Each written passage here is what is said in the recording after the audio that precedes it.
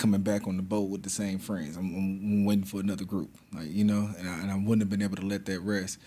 But to talk about the subject at large, I grew up in Louisiana, so I mainly police officers I've had bad run-ins with, who've shown racist cards. You know what I'm saying? So I've experienced it a lot. Being pinpointed and being separated from. If you're with a group of people, they separate you. So I've experienced it, and I think the saddest part about it is not even. I mean, the getting picked on is hard to deal with, but knowing that a crime can happen to you, and you might not get justice. You know what I mean? And you can fight, but they don't look at you the same way, so you might not get justice. And I think that was the hardest thing to sit with, dealing with it, and I feel like that's gonna be hard to tell my kid, is that justice for you on this earth may not exist in the way that it exists for other people, and that's just a reality. You know what I mean? That you have to walk around dealing with that. Did you have a problem? Did you even see the fact that, or first, did you have all white friends?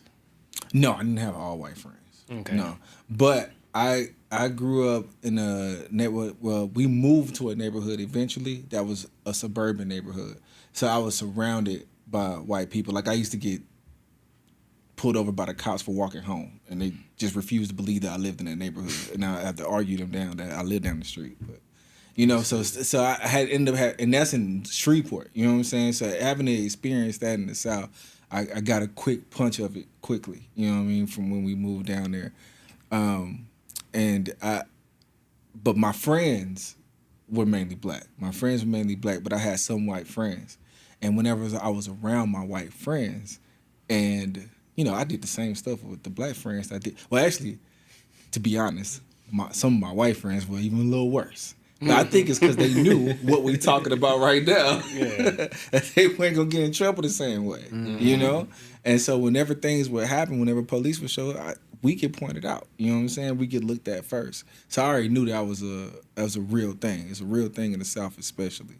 So that I feel like, I don't have a whole lot of thoughts on it. I don't know